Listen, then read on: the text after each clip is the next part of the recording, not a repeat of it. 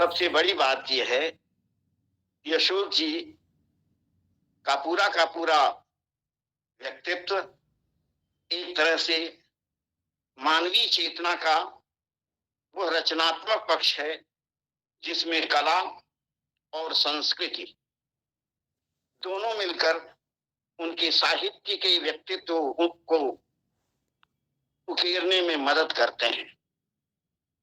एक समय जब अशोक जी ने भोपाल को अपना केंद्र बनाया था तो वहां संगीत का एक तरह से अनहद नाद हुआ था और देश भर के सारंगी वादक उसमें सम्मिलित हुए थे और उन लोगों ने बड़े मनोयोग से साहित्य को संगीत के माध्यम से और उनके परम प्रिय मित्र लाट साहब मुकुंद लाट साहब निरंतर उनकी कला की, उनके संगीत की, उनके साहित्य की जिस रूप में सांस्कृतिक अवदान को रेखांकित करते रहे हैं वह निश्चय ही हम विद्यार्थियों के लिए, हम अध्यापकों के लिए, हमारे विद्यार्थियों के लिए और अध्यापकों के लिए, अध्यापक क्योंकि विद्यार्थी ही होता है।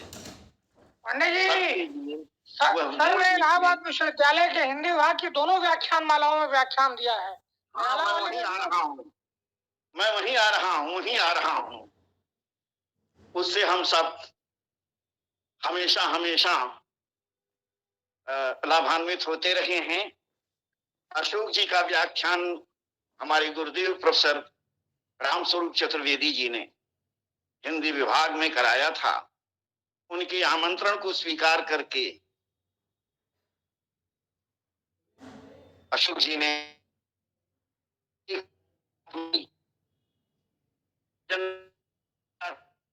जनता की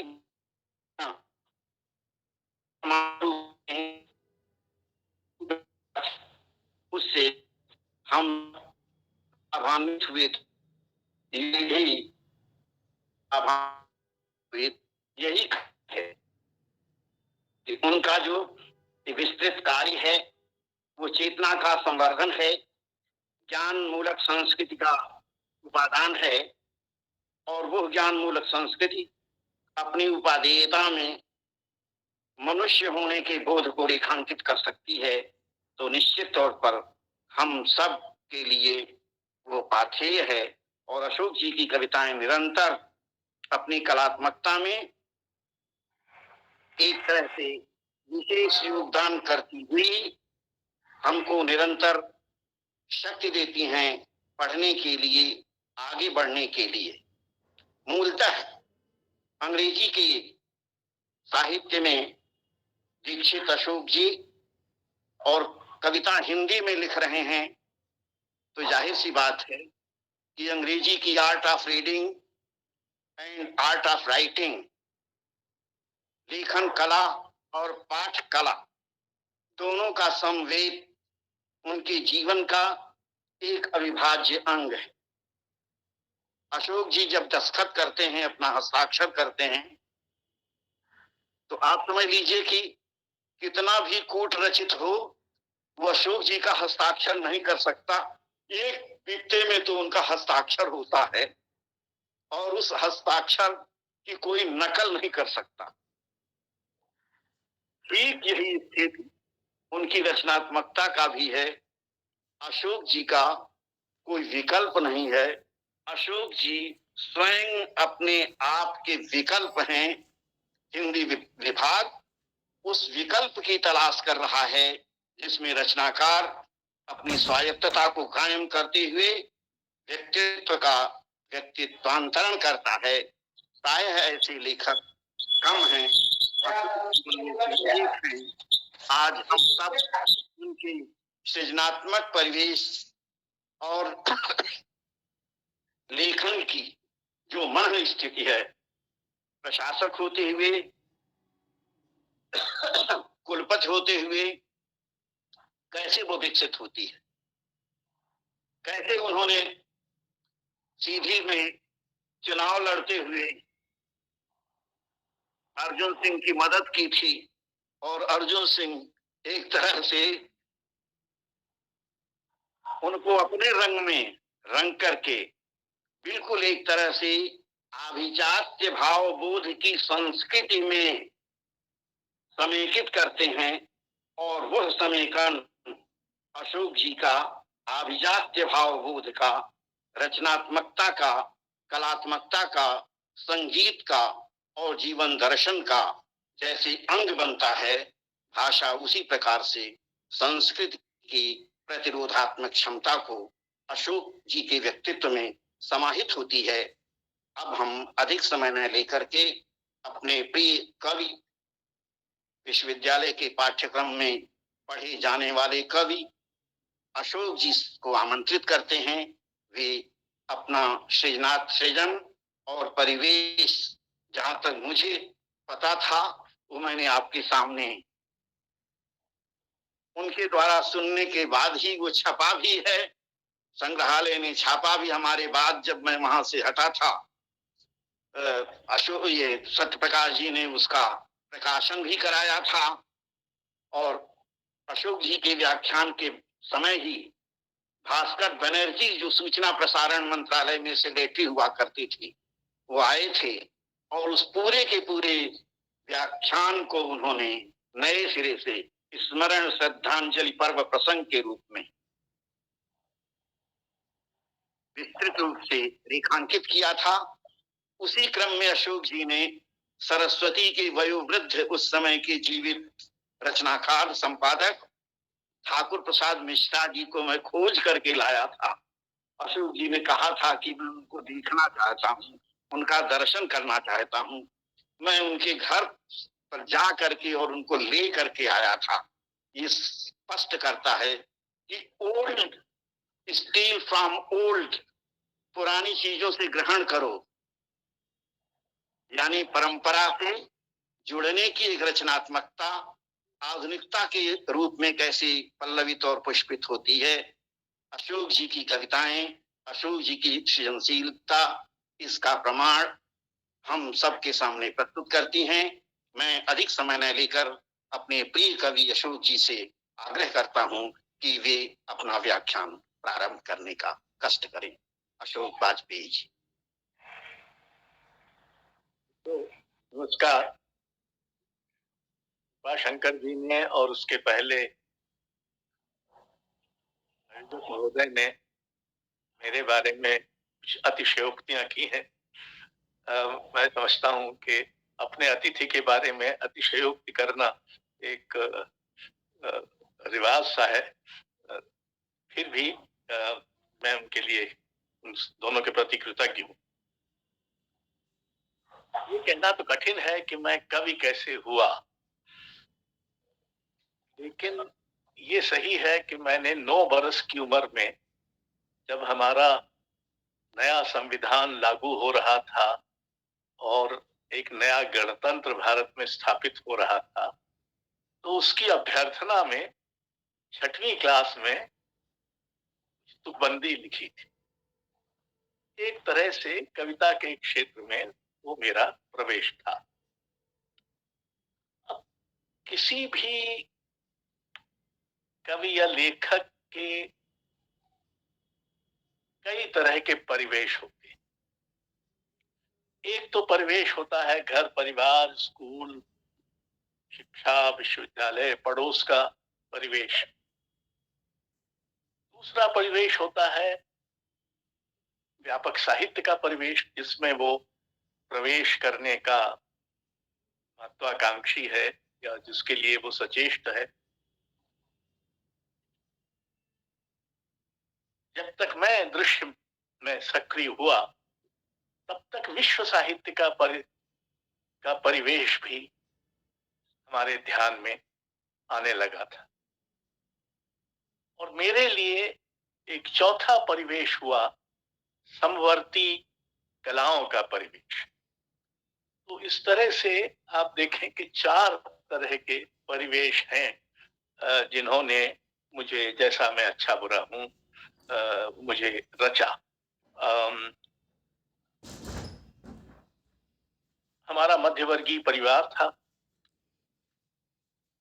हमारे पिता उत्तर प्रदेश के थे और वो बनारस और इलाहाबाद विश्वविद्यालयों में पढ़े थे।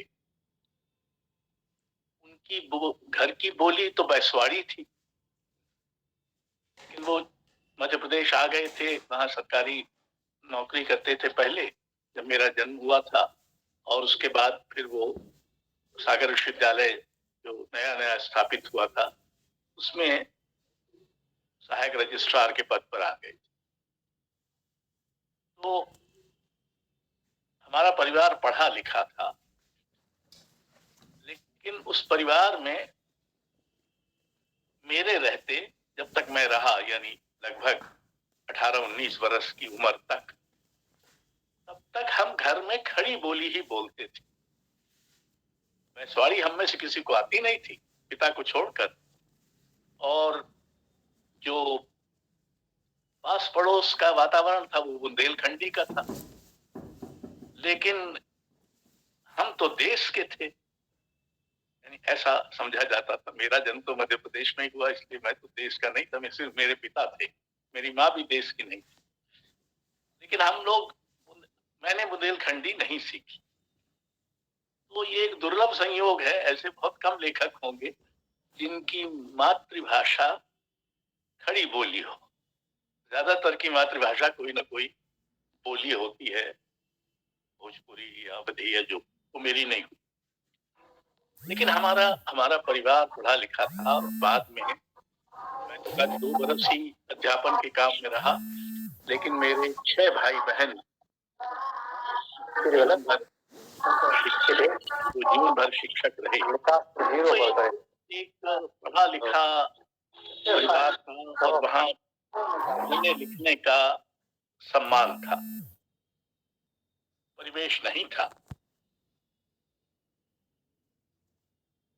लेकिन जिस बात ने मेरी मदद की वो ये थी कि मैं दिखता भले फटीचर हूं, लेकिन मैं बहुत अच्छा छात्र था, मैं कुशाग्र था और अव्वल ही आता था। तो चूंकि मेरा अकादमिक रिकॉर्ड बहुत अच्छा था, मुझे एक तरह से ऐसी छूट थी कि मैं अभी कविता भी करता हूं तो चलो ठीक है, पढ़ता तो ठीक ही है, इम्तिहान तो मैं तो अव्वल आ जाता है। लेकिन जो महत्वपूर्ण बात मेरे जीवन में हुई वो 9वीं और 10वीं कक्षा में। अब एक अध्यापक आए, लक्ष्मीधर आचार्य। वो अद्भुत अध्यापक थे, बिना पुस्तक के इतिहास, संस्कृत, अंग्रेजी, हिंदी, अरबी, फारसी, उर्दू, मराठी, बंगाली, गुजराती, ये सब पढ़ाते थे, पुस्तक हाथ में नहीं लेते। उन्हीं ने मुझे नए साहित्य की ओर प्रवृत्त किया। उन्होंने मुझसे शेखर एक जीवनी 2 भाग, हरी घास पर क्षण भर, और हमारे जिला पुस्तकालय की एक इमारत थी हमारे स्कूल के अहाते में, उसमें कल्पना पत्रिका निकलती थी। उस समय भवानी प्रसाद मिश्र उसके संपादक मंडल में थे, तो कहा वो जाके पढ़ा। एक तरह से नए साहित्य में उन्होंने मुझे धकेला। जब उनका तबादला हुआ तो हम लोग बहुत शोक विह्वल थे। उन्होंने मेरे कंधे पर हाथ रखकर कहा कि तुम्हारा परिवार तो प्रशासकों का है, तो तुमको भारतीय प्रशासन सेवा में आना चाहिए, लेकिन मरना कवि की तरह। 14 बरस के बच्चे को कोई मरने की बात कहे, ये थोड़ा अटपटा था। तो बहरहाल मैंने उनके पहला हिस्सा तो पूरा कर दिया। अब दूसरा हिस्सा थोड़ा कठिन है। मरते दम तक कविता लिखूंगा ऐसा कहना तो कठिन है, लेकिन अभी भी कविता लिखने से विरत नहीं हुआ। एक तो इस बात ने बहुत मदद की। फिर सागर विश्वविद्यालय में जब मैं पहुंचा, उन दिनों वहाँ हमारे 4-5 मित्र हम लोग थे। हमारी एक मंडली सी बन गई थी, रमेश दत्त दुबे, आग्नेय, राजा दुबे, प्रबोध कुमार, जितेंद्र कुमार। तो हम लोग मिलके नया साहित्य कुछ कर रहे थे। और इन दिनों आचार्य दुलारे वाजपेयी वहाँ हिंदी विभाग के अध्यक्ष थे, और हालांकि वो मेरे पिता के मेरे भाई भी लगते थे, लेकिन वो हम लोगों को पसंद नहीं करते थे, क्योंकि हम लोग कुछ नए साहित्य का, नई कविता लिखने की कोशिश कर रहे थे, और कम से कम उस समय आचार्य प्रवर नई कविता के बहुत प्रशंसक नहीं हो पाए थे, जो वो बाद में हुए, लेकिन उस समय तक नहीं हो पाए। तो और हम लोग हिंदी के छात्र भी नहीं थे, मैं हिंदी का छात्र नहीं था, मैं पहले तो विज्ञान का था और फिर बाद में मैंने बीए संस्कृत, अंग्रेजी और इतिहास लेकर किया। तो पर हमने वहां एक छात्रों के एक छात्रों और अध्यापकों को मिलाकर एक संस्था बनाई, रचना। रचना में हमने 2 व्याख्यान कराए। एक व्याख्यान अज्ञेय का, बल्कि अज्ञेय को हमने विश्वविद्यालय छात्र संघ का उद्घाटन करने भी बुलाया 1958, जब उनकी उम्र कुल 47 वर्ष की थी। और एक व्याख्यान भी उन्होंने दिया रचना में। और मुक्तिबोध का प्रसिद्ध निबंध नई कविता का आत्मसंघर्ष व्याख्यान के रूप में हमारी रचना में ही पढ़ा गया था, और वहीं से उनसे मैंने उसकी स्क्रिप्ट लेकर कृति में भेजी थी, जहां वो प्रकाशित हुआ। तो और फिर हम कुछ मित्रों ने मिलकर, मेरी उम्र आप ध्यान रखें 18 बरस की है, और हम लोग 17 बरस की उम्र में मुझे साहित्यकार सम्मेलन में आने का निमंत्रण मिला इलाहाबाद में, जो उस समय मेरे हिसाब से इतना बड़ा साहित्यकार सम्मेलन इसके पहले कभी शायद नहीं हुआ था, जिसमें इतने सक्रिय साहित्यकार उपस्थित हों। और मुझे बाद में अमृत राय ने एक लेख लिखकर ये सूचना दी, मुझे मिली उससे, कि मैं उसमें सबसे कम उम्र का लेखक था। मेरी उम्र 17 बरस की, पर 18 बरस की उम्र में हमने संवेद नाम की एक पुस्तक पत्रिका निकाली। उसके कुल 2 अंक निकले, एक 58 में, एक 59 में। इन 2 अंकों में हमने अज्ञेय, शमशेर बहादुर सिंह, मुक्तिबोध, नागार्जुन, भवानी प्रसाद मिश्र, प्रभाकर पांचवे, निर्मल वर्मा, विद्यानिवास मिश्र, विजय कुमार माथुर, इतने प्रमुख लेखक उस समय थे, उन सब की रचनाएं हमें मिली। बाद में मैंने सोचा कि हम लोग तो अज्ञात कुलशील थे, थोड़ी बहुत हम लोग की कविताएं इधर उधर बहुत खराब किस्म की छपी थी, लेकिन इन सब ने हमें इतना उदार सहयोग कैसे किया। तो मुझे लगा कि सागर जैसी छोटी जगह में भी कुछ तरुण अगर नए साहित्य का कुछ उद्यम कर रहे हैं, तो इन सब लेखकों को लगा कि इनको प्रोत्साहित करना चाहिए। बहरहाल समय सागर की जो पुस्तकालय था, उसमें बहुत नए नए किस्म की किताबें थी।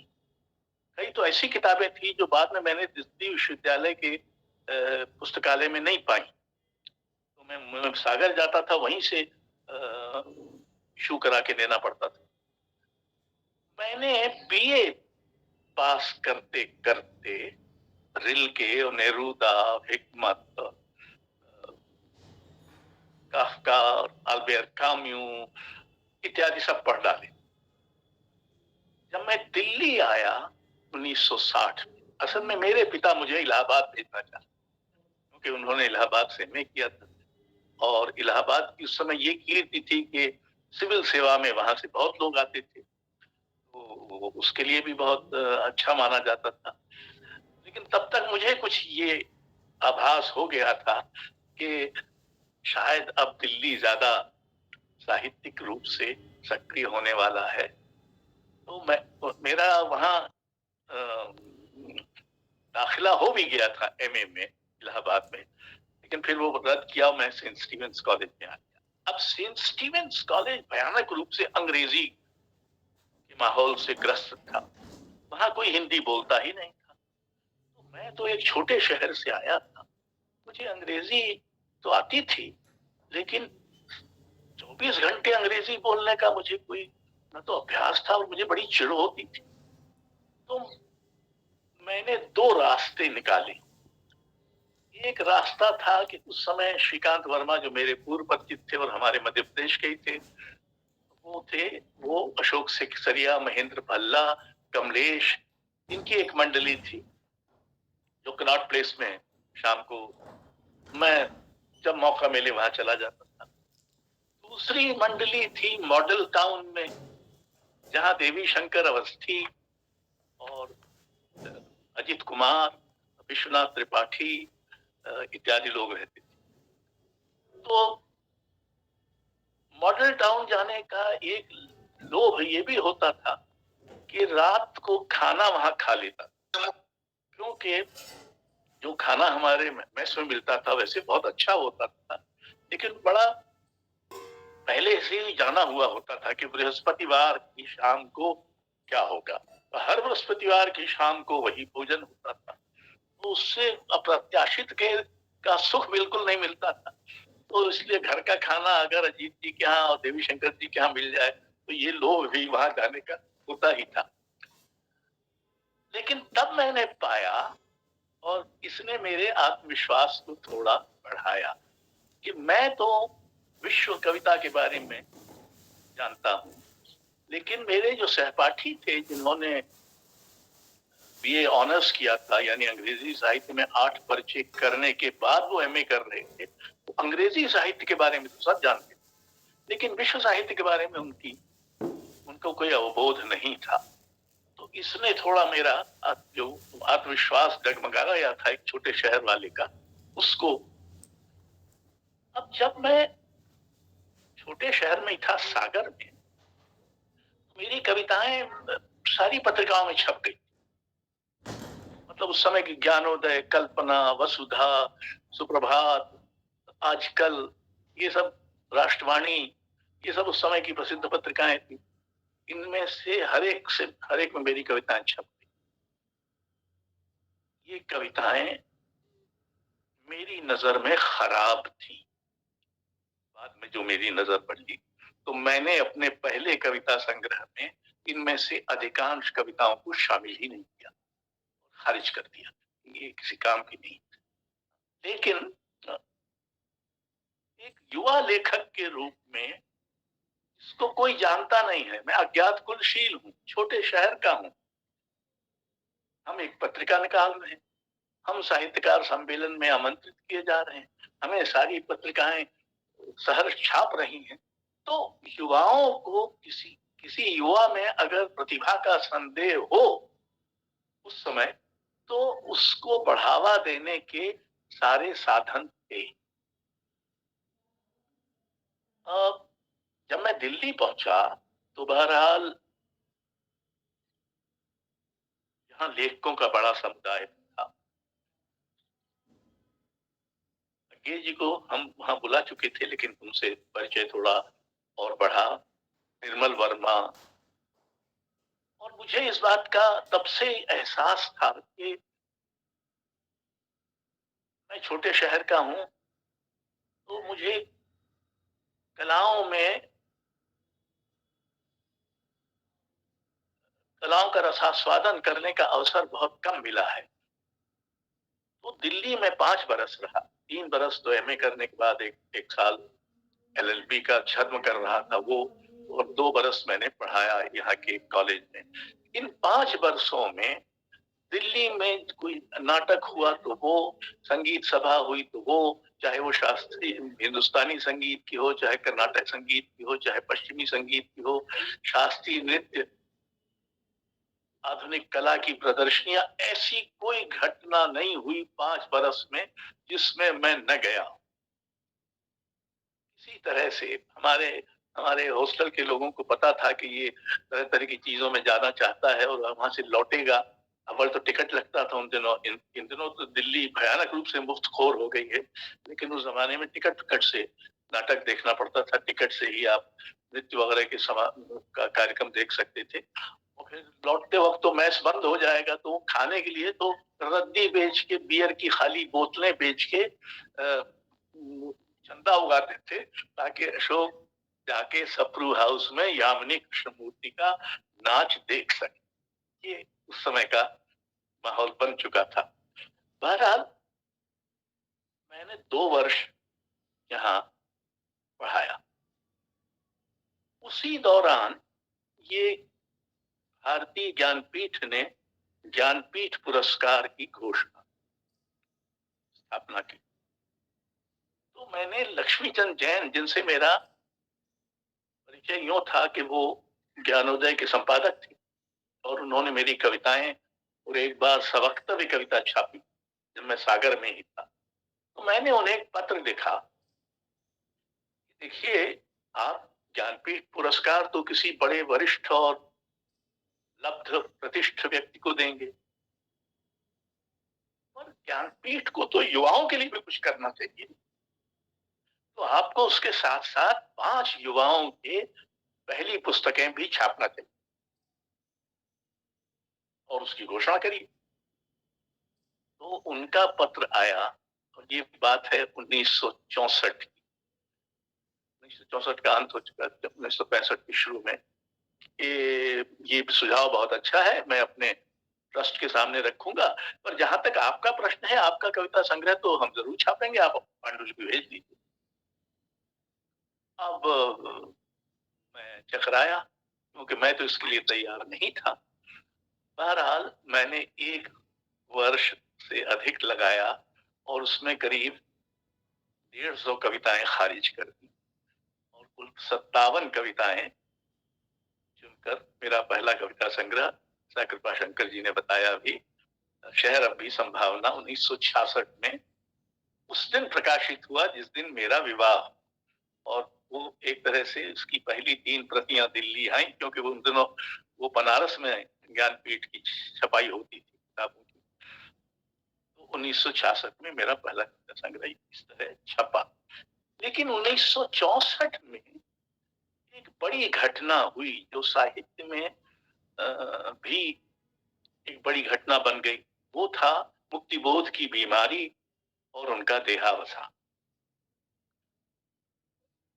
लगभग 3 महीने मुक्तिबोध अचेत एम्स में भर्ती थे और उनकी तीमारदारी में जो लोग लगे थे, उनमें एक तो नेमीचंद्र जैन का परिवार था, नेमी जी के बड़े घनिष्ठ मित्र थे, वो परिवार था। दूसरे शमशेर जी थे और तीसरा मैं था। तो मैं कॉलेज में अध्यापन के बाद, कई बार अध्यापन के बाद दोपहर में और कई बार शाम को अस्पताल जाता था, थोड़ा वहां भी जाता। वो अचेत थे, उनकी हालत से कुछ बारे में कुछ कहा तो जा नहीं सकता था कि क्या होगा क्या नहीं होगा।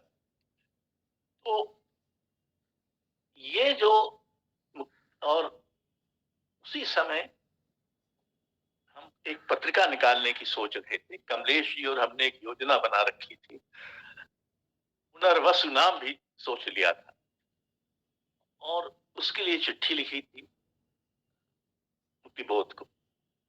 तो मुक्तिबोध जी ने लिखा कि भाई तुम्हारी पत्रिका ज्यादा से ज्यादा 32 पृष्ठों की होगी और मेरी तो कविताएं ही तो बहुत लंबी होती हैं, और इधर मैं एक लंबी कविता पर काम कर रहा हूं, वो तो तुम्हारी इस पत्रिका की दुगनी आकार की होगी, तो इसलिए मैं कोई कविता नहीं भेज पाऊंगा।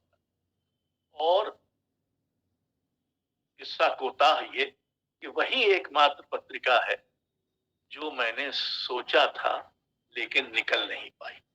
बाकी जिन पत्रिकाओं के बारे में मैंने सोचा वो सब निकली, लेकिन यही एक पत्रिका थी जो नहीं निकल पाई। लेकिन मुक्तिबोध की मृत्यु के सिलसिले में 3-4 चीजें घटी। एक तो मुक्तिबोध का पहला कविता संग्रह भी उनके जीते जी निकल नहीं पाया। उसका विन्यास एक युवा कवि के रूप में मैंने किया, भूल गलती से शुरू हो और अंधेरे में से समाप्त हो, वगैरह वगैरह। जिस अनुबंध पर मुक्तिबोध ने दस्तखत किए थे उसमें कविता संग्रह का नाम था सहर्ष स्वीकारा है, जो उनकी एक पंक्ति है। मैंने ये तर्क किया श्रीकांत जी से और नेमी जी से कि मुक्तिबोध की कविता में न तो हर्ष है और न स्वीकार है। उनके पहले कविता संग्रह का नाम बहुत ही अनुपयुक्त है ये तो कुछ दूसरा नाम होना चाहिए जिससे उनका उनका उनका जो कविता का चरित्र है कुछ प्रकट हो। तो कहा कि खोजो फिर। तो खोजते खोजते हमने दो नाम सोचे, एक डूबता चांद कब डूबेगा और दूसरा चांद का मुंह टेढ़ा है। बहरहाल चांद का मुंह टेढ़ा पर सहमति बनी और इस तरह से वो संग्रह प्रकाशित हुआ। और मुक्तिबोध की मृत्यु और उनके पहले कविता संग्रह के प्रकाशन ने हिंदी साहित्य में एक दृश्य परिवर्तन किया जो मेरा हिसाब से बहुत महत्वपूर्ण है। जाते जाते ये भी बता दूं कि मुक्तिबोध की बीमारी के में तीमारदारी में लगे जैन परिवार से लगातार मुलाकात होते होते मेरा अपनी पत्नी रश्मि जैन से जो समय कथक की नर्तकी थी, बिरजू महाराज की पहली शिष्याओं में से थी, उनसे परिचय हुआ और बाद में वो प्रणय में बदला और फिर परिणय में भी बदला। तो एक तरह से मुक्तिबोध की ये भूमिका भी रही है। अब जब मैं ये एक बरस तो मसूरी में बिताना पड़ा शासन के प्रशिक्षण के सिलसिले में, और मैं फिर रायपुर पहुंचा जहां मेरी पहली पदस्थापना। उसके 10 महीने बाद महासमुंद, अब तो वो जिला मुकाम है, तब एक तहसील मुकाम था, वहां मेरी एसडीएम के रूप में नियुक्ति हो गई। उसके पहले ये था कि मैंने अपने पिता को फोन करके अनिच्छा जाहिर की थी कि मैंने भारतीय विदेश सेवा और भारतीय प्रशासन सेवा दोनों में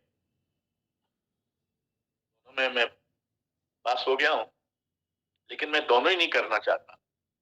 अध्यापक हूं, अच्छा लगता है, अध्यापन का काम ज्यादा रोचक है। तो खैर उन्होंने कहा कि तुम चले जाओ, 1-2 साल देखो, अगर कुछ नहीं होता, तुमको लगता है कि नहीं ठीक है, तो तुम्हारा रिकॉर्ड तो अच्छा है, कैम्ब्रिज ऑक्सफोर्ड की कोई स्कॉलरशिप लेके जाना, बाकायदा एक अकादमिक बन जाना। बहरहाल मैं महासमुंद पहुंचा तो मैंने तय किया कि छत्तीसगढ़ के युवा लेखकों को बुलाया जाए। तो 100 छत्तीसगढ़ के युवा लेखकों का हमने एक आयोजन किया। उसमें कमलेश्वर और शानी और निमी जी, एक आध कोई और भी आमंत्रित थे। तो ये आयोजक बुद्धि जो थी वो उसने रूप लेना शुरू किया। इस बीच ये था कि मैं आलोचना न लिखता अगर नामवर जी ने उसके लिए उकसाया न। इन दिनों हालत ये है कि मैं नामवर जी पर ही एक संस्मरण लिख रहा हूँ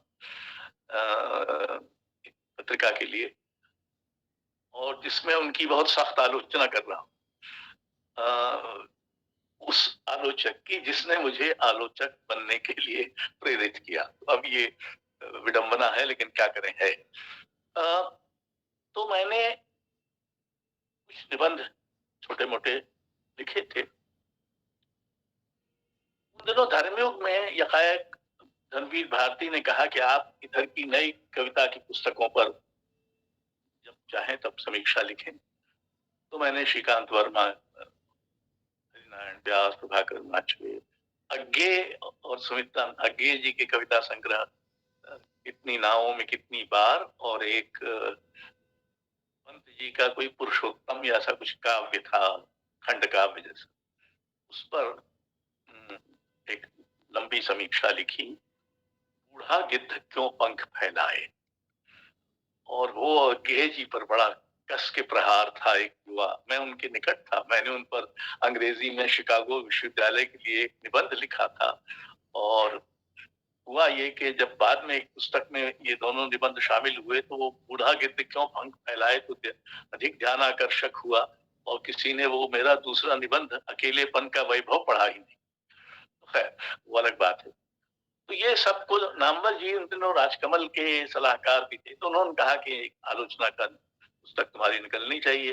तो मैंने बहरहाल वो फिलहाल नाम से पुस्तक 1970 में प्रकाशित हुई। मेरी उम्र उस समय 29 बरस की थी, ठीक ही था। मतलब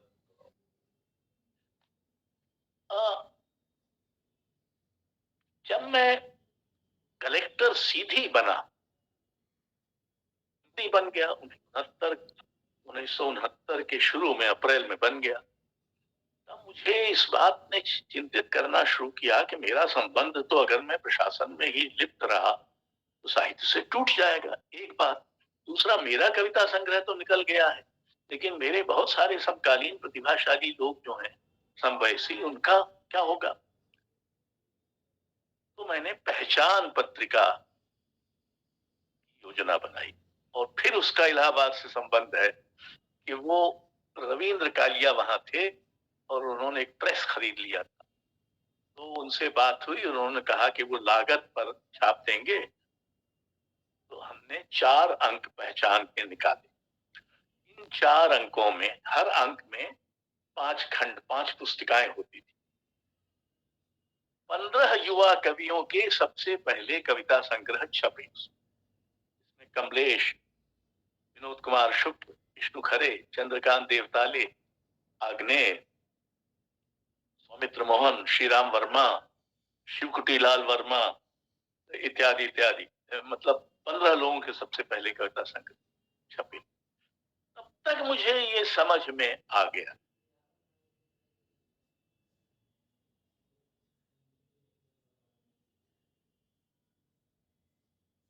कुछ ना कुछ ठोस कर सकते, एक बात। दूसरी बात कि राज्य को संस्कृति के क्षेत्र में बिना वैचारिक हस्तक्षेप किए सक्रिय हो सकना चाहिए। यही बातें मैं अर्जुन सिंह मिलने आते थे, बहुत ही चुप्पा किस्म के आदमी थे, बहुत कम बोलते थे, मैं ही अधिक बोलता रहता था। तो मैं उनसे कहता था कि अगर राज्य की शिक्षा में और खेती में और सिंचाई में और कानून में और वाणिज्य में और व्यापार में, सब में जिम्मेदारी है, तो संस्कृत के क्षेत्र में क्यों नहीं? सुनते रहते थे, कुछ कहते नहीं। बहरहाल सीधी में हमने एक लेखक शिविर भी किया, भाषा का अवमूल्यन विषय, जिसमें नाबर सिंह, जी, भरत भूषण अग्रवाल, काशीनाथ सिंह, धूमिल, इत्यादि, मलयज, निर्मल वर्मा वगैरह कई लोग आए। वहां से मैं सरगुजा चला गया। सरगुजा में भी मैंने फिर एक लेखक शिविर आयोजित किया, जिसमें त्रिलोचन नहीं, शमशेर जी, भूषण अग्रवाल जी, शमशेर थे, ज्ञान रंजन, प्रभात त्रिपाठी, विजय मोहन सिंह, रविंद्र कालिया, इत्यादि इत्यादि।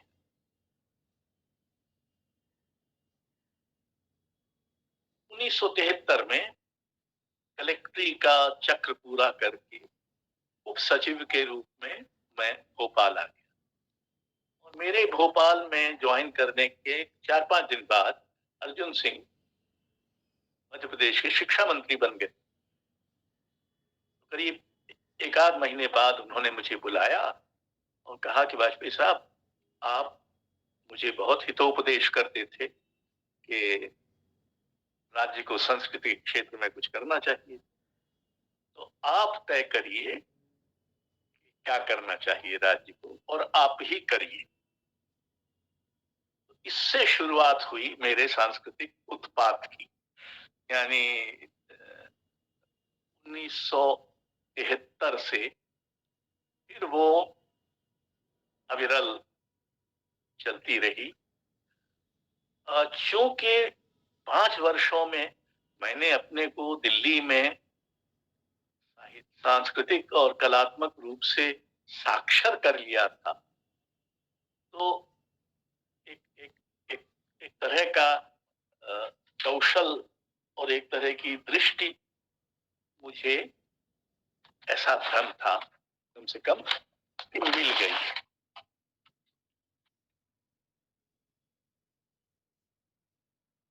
यानी मैं ये कहने की कोशिश कर रहा हूं कि मैंने एक कवि के रूप में सिर्फ कविता लिखना भर जरूरी नहीं माना है। मैंने ये भी जरूरी माना है कम से कम अपने लिए कि मैं इस समाज में कविता की जगह बनाने और उसकी जगह बढ़ाने और उसकी जगह बचाने की आलोचनात्मक कोशिश भी करूं, बौद्धिक कोशिश भी करूं, आयोजनात्मक कोशिश भी करूं। और दूसरी बात ये कि हमारे यहाँ हिंदी अंचल में एक विचित्र किस्म की सांस्कृतिक विपन्नता है। आप जानते हैं सारे बड़े घराने शास्त्रीय संगीत के और शास्त्रीय नृत्य के, कम से कम कथक के, इसी अंचल में थे और वो वहां से सब गायब है। इलाहाबाद इलाहाबाद का एक जमाने में शास्त्रीय संगीत, हिंदुस्तानी शास्त्रीय संगीत के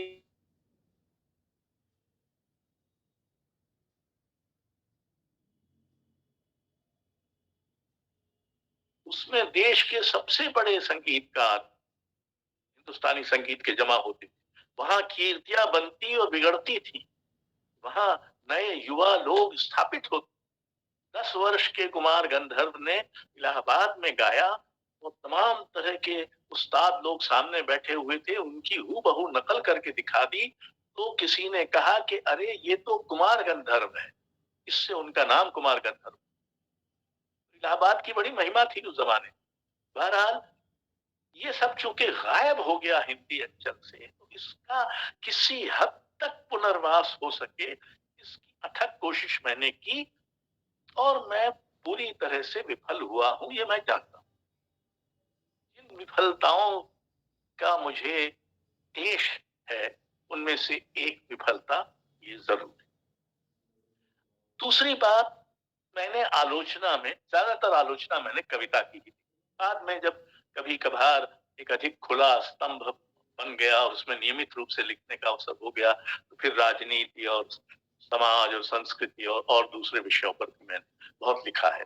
अभी सेतु प्रकाशन से मेरी रचनावली आने की बात थी। 16 जनवरी को उसका लोकार्पण होना था, लेकिन कोविड की नई लहर ने सबको गड़बड़ कर दिया है। तो लगभग 12 खंडों में वो है। अभी किसी मित्र ने कहा था कि मैंने कविता अधिक लिखी है, आलोचना कम लिखी है, लेकिन ये सही नहीं है, क्योंकि वो उसमें 2 खंड तो कविता के हैं, लेकिन 9 खंड आलोचना के। तो बहुत सारी आलोचना है। बहरहाल तो फिर मैंने ये पत्रिकाएं निकालने का काम जब था, तो पत्रिकाओं का जो लेख मैंने किया, संवेद और पहचान। उसके बाद भोपाल में पूर्वग्रह पत्रिका निकाली, तो अभी तक चलती है, बीच में थोड़ी दिन बंद हुई थी। उसके 101 अंकों का संपादन मैंने किया। नामवर सिंह पर विशेषांक सबसे पहला उनके जीवन में हमने निकाला। कुमार गंधर्व, मल्लिकार्जुन मंसूर, राम कुमार, सैयद हैदर रजा, हबीब तनवीर, जगदीश स्वामीनाथन, इन सब पर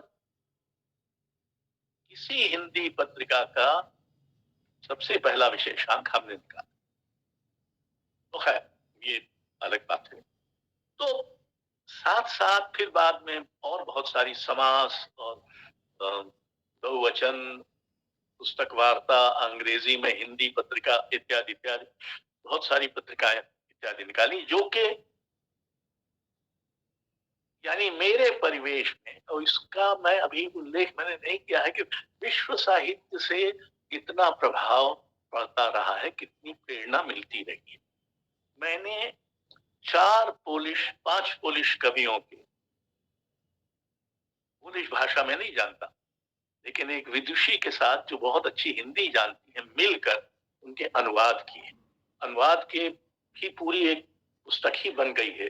4-5 पुस्तकें प्रकाशित हैं। तो ऐसा कोई हमें उपन्यास और कहानी लिखने के अलावा को छोड़कर ऐसा कोई हमारे यहाँ कहते थे धक्करम नहीं है जो मैंने न किया हो। मैंने कुमार गंधर्व पर पूरी एक पुस्तक लिखी है, मैंने सैयद हैदर रजा पर पूरी पुस्तक, क्योंकि हिंदी के किसी आलोचक ने, जहां तक मैं जानता हूं, संभवतः नहीं लिखी है। मेरा एक पूरा कविता संग्रह है, उजाला एक मंदिर बनाता है, जो कि सिर्फ कलाओं और कलाकारों पर। किसी ने मुझसे केरल में जाने कहा कोई एक व्यक्ति मिले, उन्होंने कहा कि मैं इसका अनुवाद करना चाहता हूं, ऐसी पुस्तक तो किसी भारतीय कवि की नहीं। अब ये सही है कि नहीं मैं नहीं जानता। तो मित्रों, इससे आपको कुछ तो मेरे परिवेश का अंदाजा हुआ होगा, पर इस परिवेश से मुझे 2-3 लाभ हुए।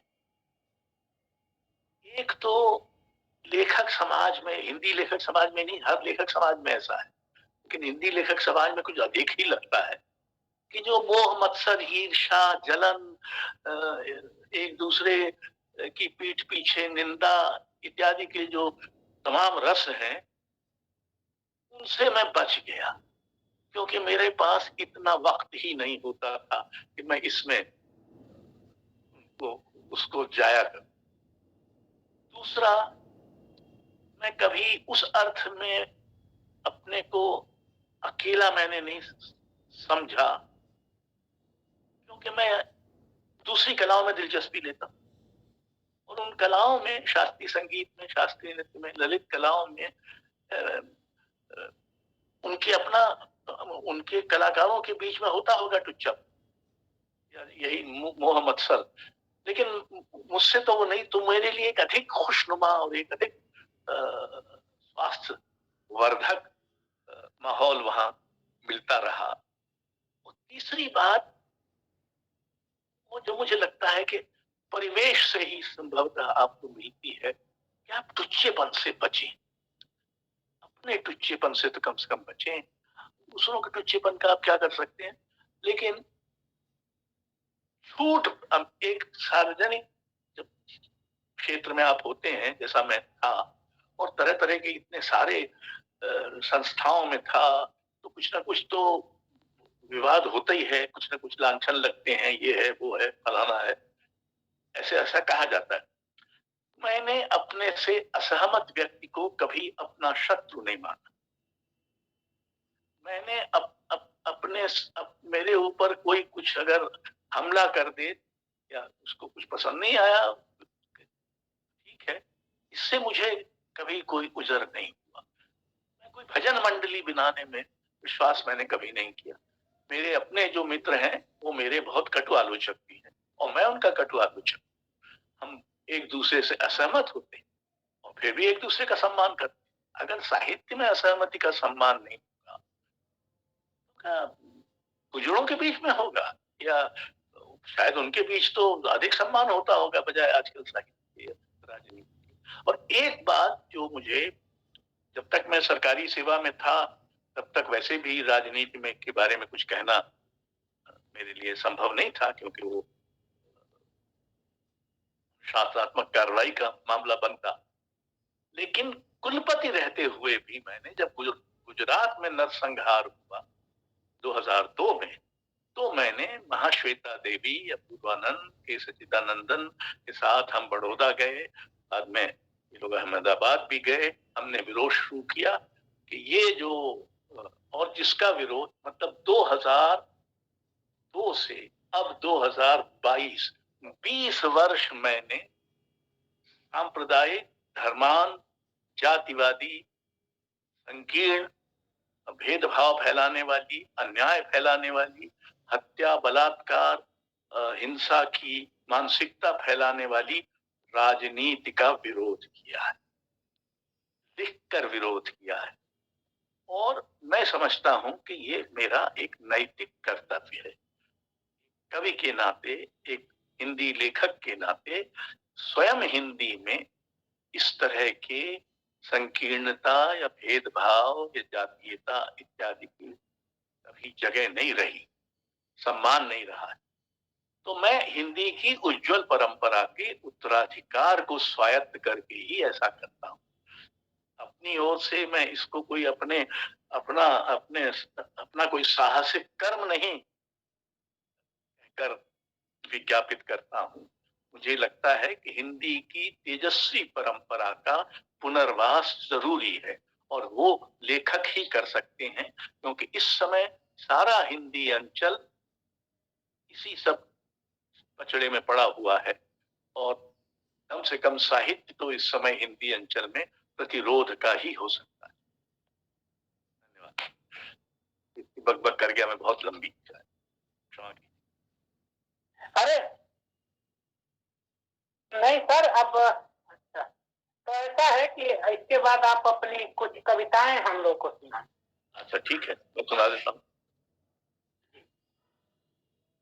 मैं आपको इधर की ही कविताएं सुनाऊंगा, ये अभी तक प्रकाशित है, और इससे कुछ आपको मेरी मनस्थिति का भी अंदाज होगा। कविता का शीर्षक है हर दिन कविता का नहीं। हर दिन कविता का नहीं होता। बहुत सारे शब्द, क्रियाएं, घटनाएं होंगी हर दिन।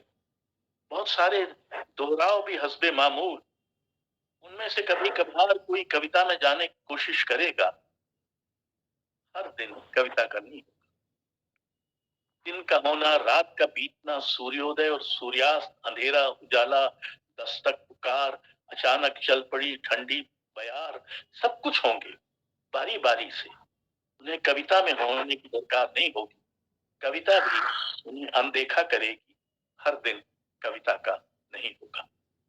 कहीं ठंड में भी, कड़ी ठंड में भी एक कीड़ा चला जाएगा रेंगता हुआ, न जाने कहां से, न जाने कहां को। उसको कोई नाम भी नहीं दे पाएगी कविता, पर उसमें जगह होगी इस बेहद नन्हे नामहीन अचरज के लिए। हर दिन कविता का नहीं होगा।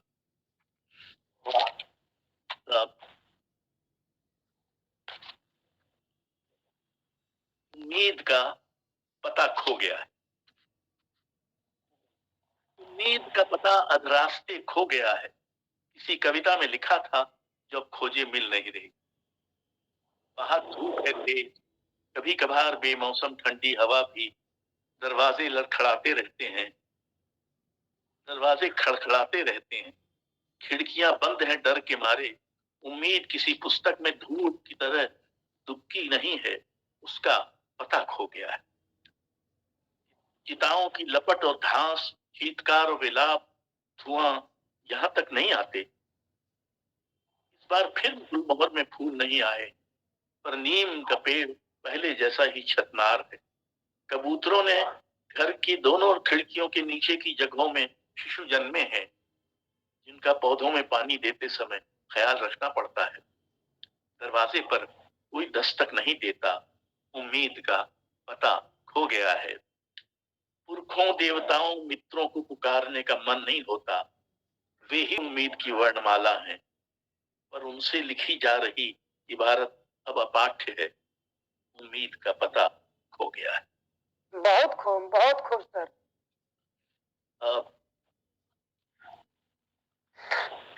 ये है चाहिए,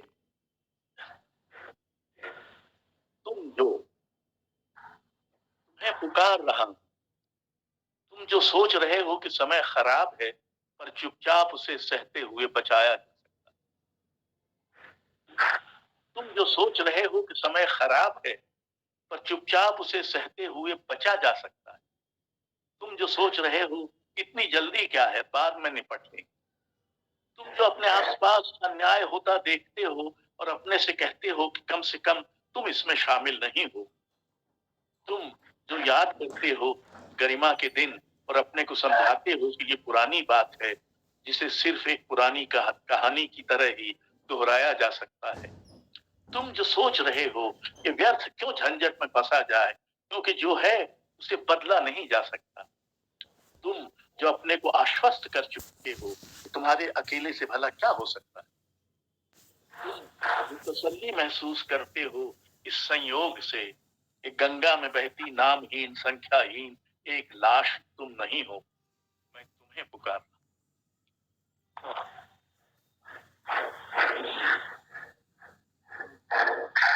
देवताओं में देवता बहुत आते, देवताओं से मेरा बहुत पुराना झगड़ा सा है।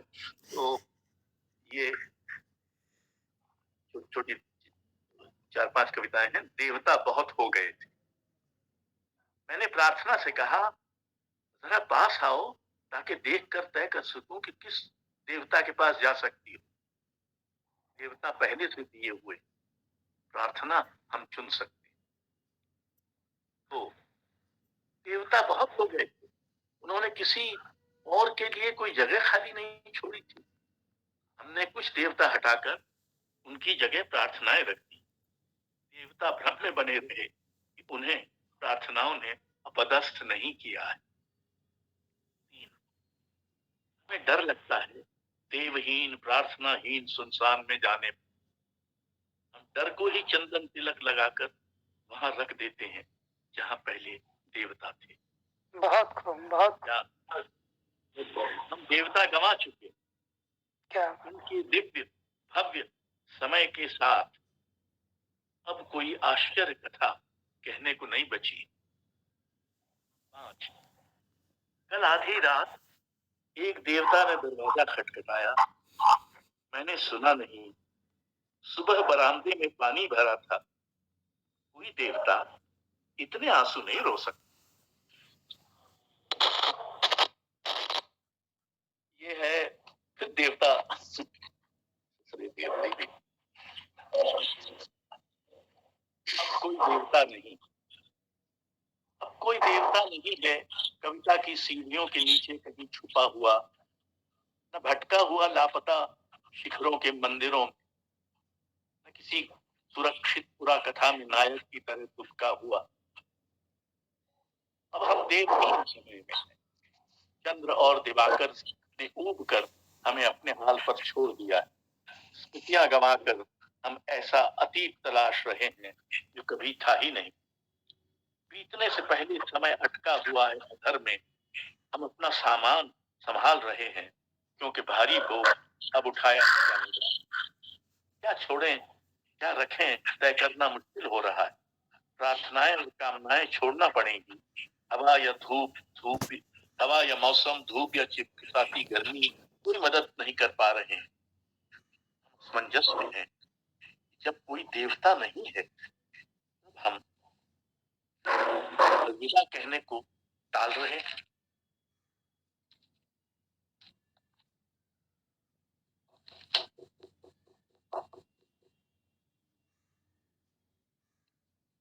और ये अंतिम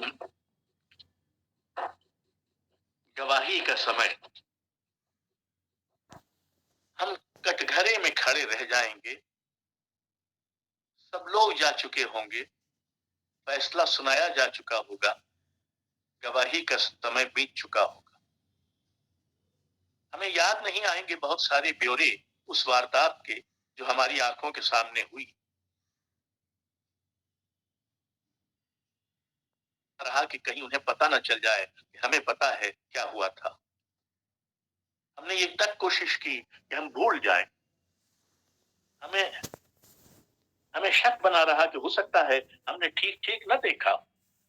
यह भी कि पता चल गया जैसे वो निरपराध मारा गया वैसे हम भी मारे जाए। फैसला हो चुका है, सबूत के अभाव में सब बरी किए जा चुके हैं और हमारी गवाही अब किसी काम की नहीं। अपने पर और शक हो रहा है, क्या हम चश्मदीद गवाह नहीं कातिलों में शामिल थे? अजब वक्त आ गया है कि सच सच गवाही का कोई असर नहीं पड़ता और हम अपनी कायरता से, चुप्पी से भी सुरक्षित नहीं रह पाते। समय बीतता है, कविता में थोड़ी देर ही लगता है, असमंजस बना रहता है, गवाही कहीं नदी जाकर मिटती जाती। बहुत खूब सर। तो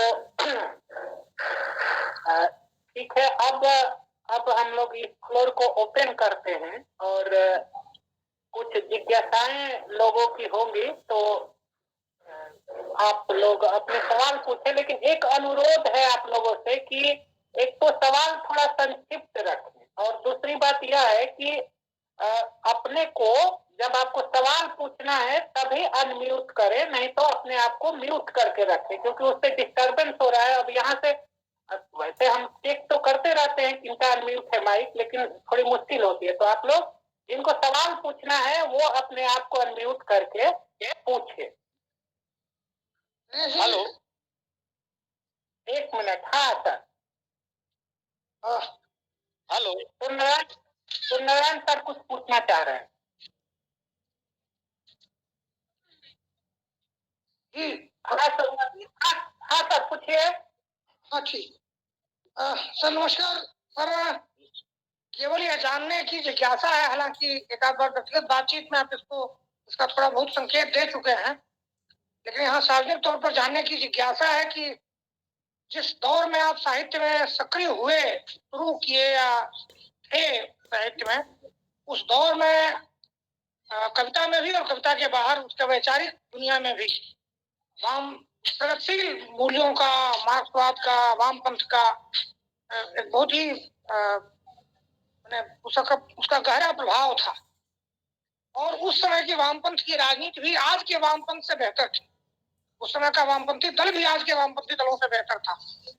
तो वामपंथ के प्रति या उसके मूल्यों के प्रति साहित्य में आपके मन में कोई आकर्षण क्यों नहीं पैदा हुआ, जबकि नेहरू जी के परिवार से आपने अपने लिए जीवन साथी चुना, लेकिन नेहरू जी की विचारधारा छोड़ दिया आपने। तो यह जो विकर्षण रहा मार्क्सवाद से जीवन भर, इसका क्या कारण है? देखिए, ये कवि मेरे हिसाब से अपना विचार खुद करता है। बहुत सारी विचारधाराएं, विचार हवा में टहलते रहते हैं। उस वैचारिक संपदा से वो अपने को वाबस्ता तो करता है, लेकिन जरूरी नहीं है कि जो कुछ वो आसपास देख रहा है, जो प्रभाव हो रहे हैं, जो सब प्रभावित हो रहे हैं, उनसे वो भी प्रभावित हो जाए और उनका अनुयायी हो जाए। एक बात, मेरा जो परिवेश था उसमें मुक्तिबोध थे, उसमें अज्ञे थे, उसमें नेमी जी थे, बाद में श्रीकांत वर्मा थे।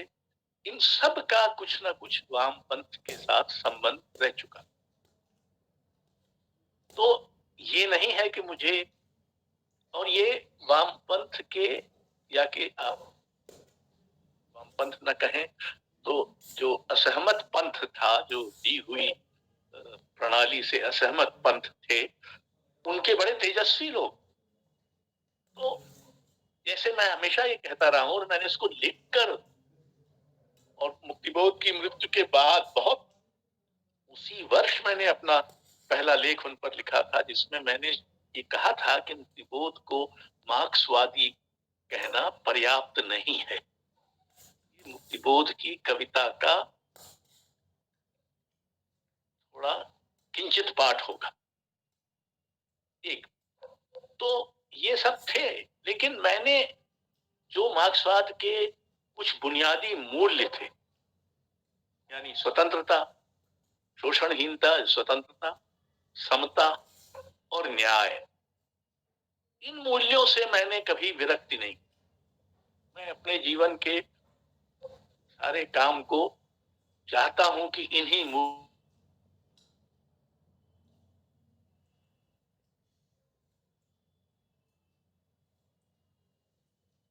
होती रही।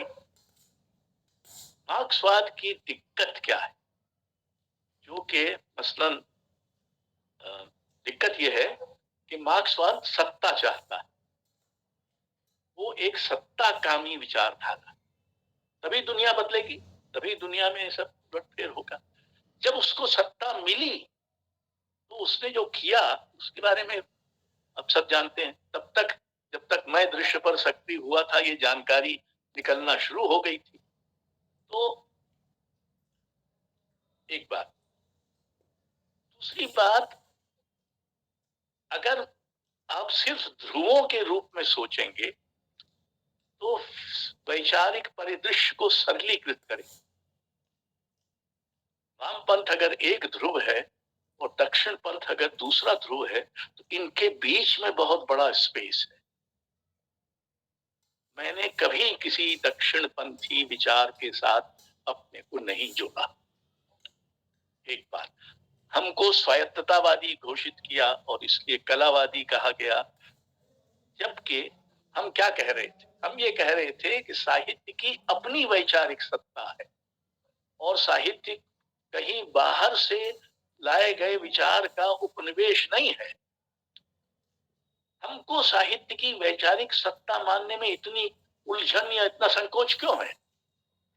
मैं नहीं समझता कि निराला की वैचारिक दृष्टि और प्रसाद की वैचारिक दृष्टि और प्रेमचंद की वैचारिक दृष्टि, इन दृष्टियों को आप किसी सरलीकृत सामान्यीकृत कोटि में रख सकते हैं। वो संभव नहीं है। आप करें तो ठीक है, करें, लेकिन इससे कुछ बनेगा नहीं। आप क्यों नहीं जानना चाहते कि गांधी युग में भी प्रसाद दृष्टि थी, प्रेमचंद दृष्टि थी, निराला दृष्टि थी। ये नहीं कि इनका एक दूसरे से कोई संबंध नहीं। मैंने कभी साहित्य, ऐसे साहित्य और कलाओं की वकालत नहीं की है जो समाज निरपेक्ष हो, लेकिन ऐसे बहुत सारे परिवर्तन होते हैं जो साहित्य और कलाओं के अपने तर्क से होते हैं और वो बाहर हो रहे परिवर्तनों का प्रतिबिंबन नहीं होते। नंबर जी से मेरे संवाद, मतलब मेरी असहमति का एक बड़ा भारी आधार ये था, जब मकबूल फिदा हुसैन ने जो बहुत ही गीतात्मक और लयात्मक छोटी सी पतली सी रेखा थी बंगाल स्कूल की, उससे शुद्ध होकर एक मोटी रेखा खींच दी, कल्प हो गया कला में।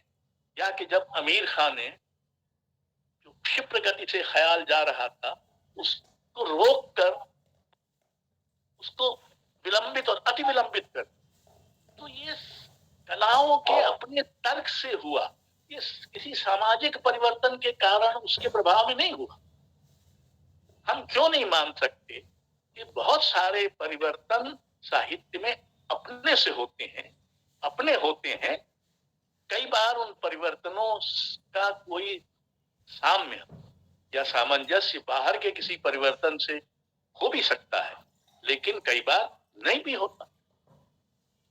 तो इसलिए, और फिर जब ये स्थिति बनी कि अब हमें खुलकर प्रतिरोध करना होगा, तो आखिर किसका प्रतिरोध हम कर रहे हैं आज? पिछले 20 वर्षों से मैं किसका प्रतिरोध कर रहा हूं? दक्षिण पंथ का ही, उसके द्वारा फैलाई गई राजनीति और हत्यारी और हिंसक मानसिकता का ही। तो ये और कोई विचलन नहीं है। मतलब ये नहीं है कि मैंने अपना पाला छोड़ दिया, हम उसी पाले के हैं। मैं अभी भी इस पर कायम हूं कि हमारा बुनियादी काम कठिन से कठिन समय में ही साहित्य लिखना है, अपनी दृष्टि से लिखना है, अपने विचार से लिखना है।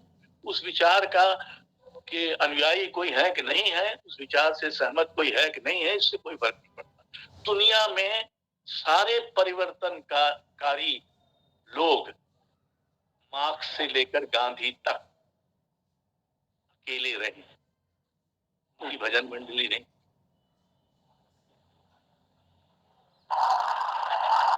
सर, मेरा सवाल है कि जब 1964 में मुक्ति बोध जी की मृत्यु हुई और आप अभी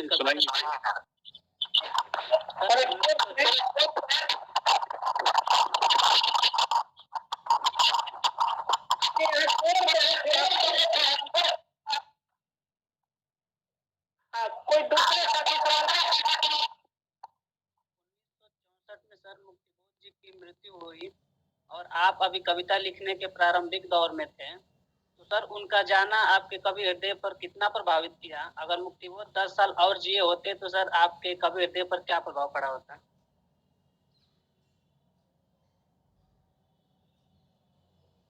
देखिए,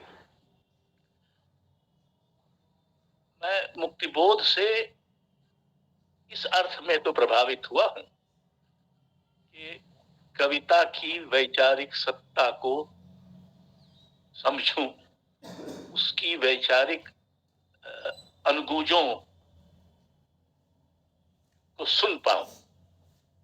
लेकिन मैंने मुक्तिबोध की तरह कविता लिखने की कोशिश नहीं की, बल्कि किसी ने नहीं। मुक्तिबोध के न तो कोई वंशज है न पूर्वज। उन्होंने अपना शिल्प विकसित किया जो बेहद सुगठित लेकिन बीहड़ शिल्प है। और उनकी जो बेचैनी थी, उनकी जो चिंता थी, उसका बहुत आदर करते हुए भी मैंने मुक्तिबोध पर लिखा है। मैंने तो पुस्तक लिखी है, कविता के 3 दरवाजे, अज्ञे, मुक्तिबोध और शमशेर। तीनों पर मैंने लंबे लंबे निबंध लिखे हैं, तरह तरह से विचार और पुनर्विचार भी किया है। पर मैं समझता हूं कि मुक्तिबोध की जिस एक चीज ने मुझे सबसे अधिक प्रभावित किया है वो है उनकी अंतःकरण की अवधारणा। मेरे हिसाब से तो उन्होंने स्वयं हिंदी में मार्क्सवादी चिंतन में जो इजाफा किया, वो इजाफा किया अंतःकरण की अवधारणा को जोड़कर। तो उसने मुझे बहुत प्रभावित।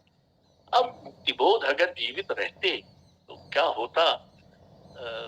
जो आदमी मरकर भी इतने परिवर्तन ले आया, वो अगर जीवित रहता तो क्या होता है, उसको कौन जानता? हाँ सर, मेरा प्रणाम आदरणीय, प्रणाम।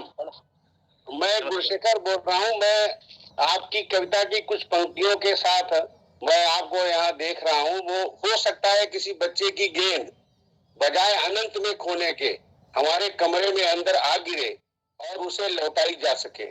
और आपके ही समकालीन राजेश जोशी कहते हैं कि क्या अंतरिक्ष में गिर गई है सारी गेंदें, क्या दिनकों ने खा लिया है सारी रंग बिरंगी किताबों को, क्या काले पहाड़ के नीचे दब गए हैं सारे खिलौने।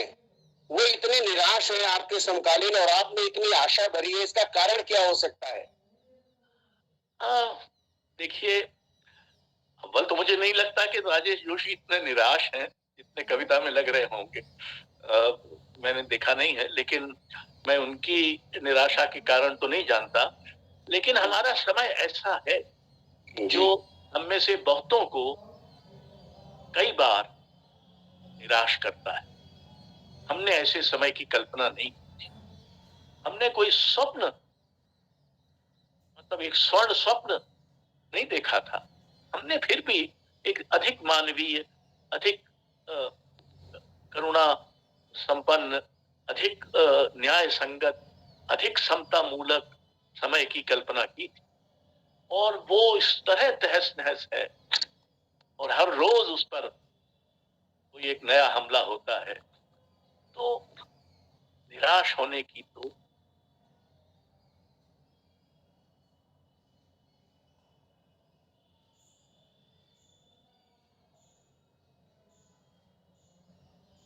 मेरे हिसाब से घोर घुप अंधेरे में भी उजाले की एक दरार खोजना होता है।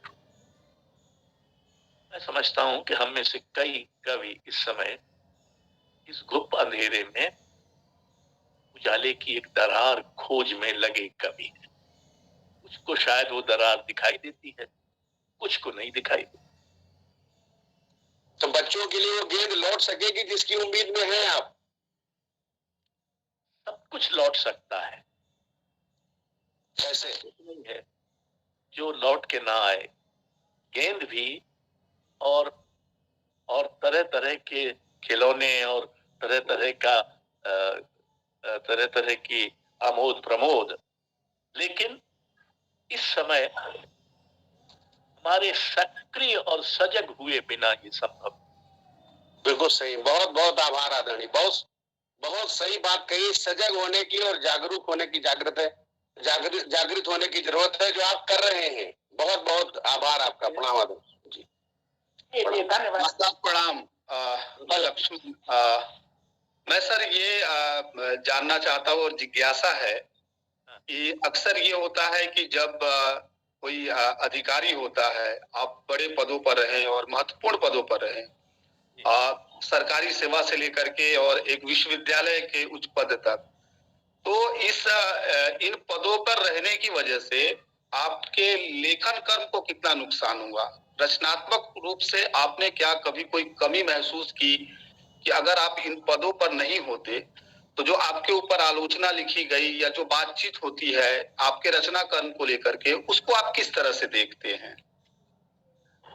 देखिए, ये बात एक जमाने में, अब वो जमाना बीत चुका, मेरा ख्याल थे, भाई आप कहते हैं तो शायद अभी भी होगा, एक जमाने में हमको अफसर कवि कहकर लांछित किया जाता।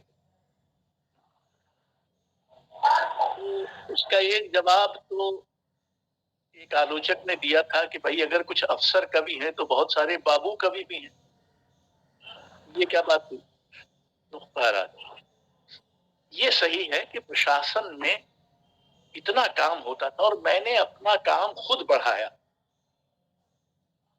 मुझसे तो वो कहा था एक राजनेता ने कि आप कहते हैं कि राज्य को संस्कृति में कुछ करना चाहिए, तो अब आप तय करिए कि क्या करना चाहिए और आप ही करिए। तो मैंने ही वो जब करना शुरू कर दिया तो इतना ज्यादा वक्त उसमें लगता था, शक्ति लगती थी, समय लगती थी, और झगड़े झांसे होते थे। सारा भोपाल का उस समय का स्थानीय मीडिया हमारे खिलाफ था।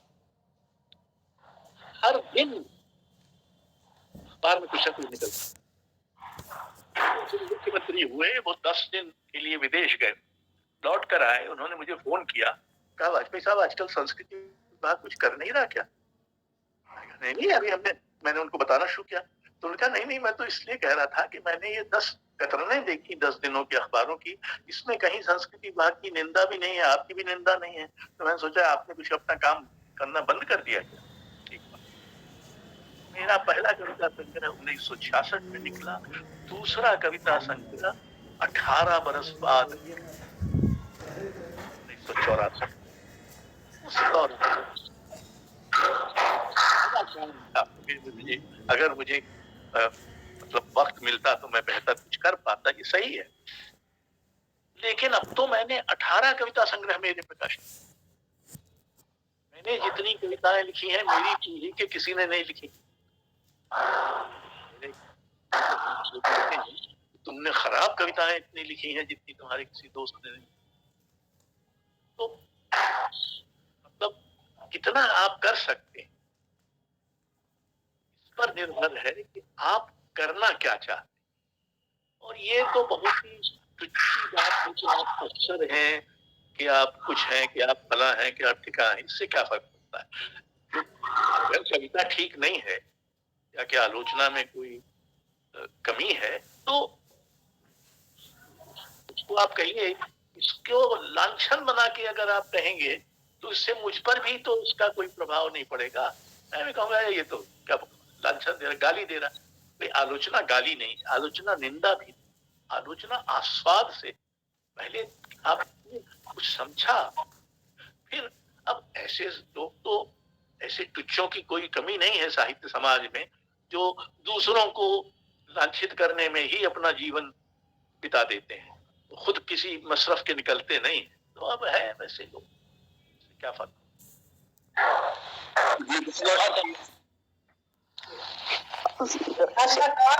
हाँ सर, प्रणाम सर।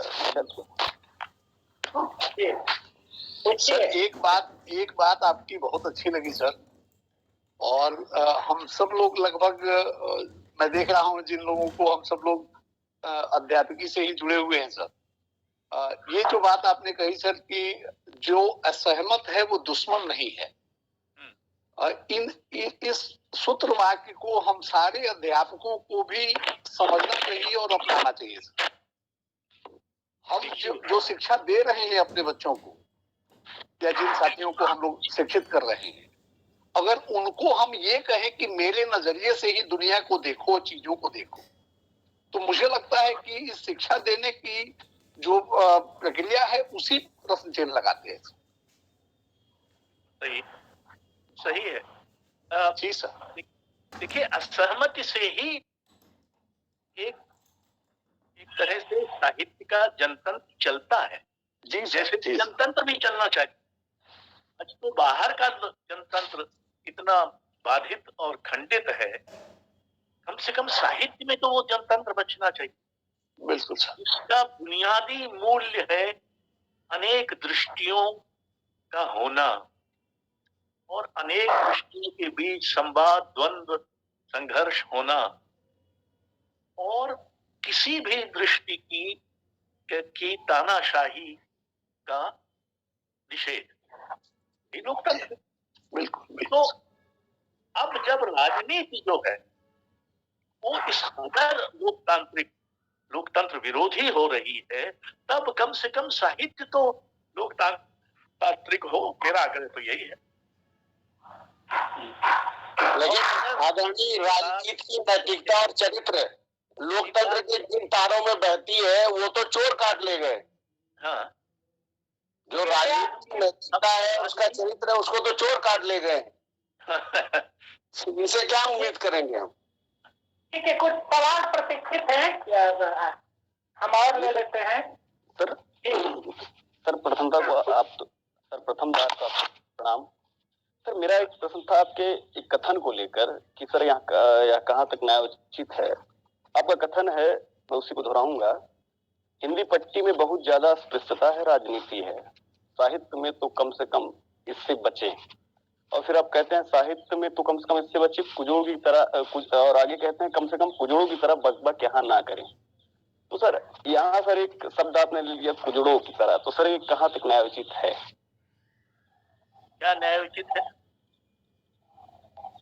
सर मैं फिर से कहूंगा कि आपका एक स्टेटमेंट अभी मैं सुन रहा था, उसमें पाया कि हिंदी पट्टी में बहुत ज्यादा अस्पृश्यता है, राजनीति है, साहित्य तो कम से कम इससे बचे, यहाँ पर कुजड़ों की तरह बकबक ना करें। तो सर आपने एक विशेष नाम दिया है कुजड़ों की तरह, तो सर क्या कुजड़े बकबक करते हैं, इसे समझा जाए?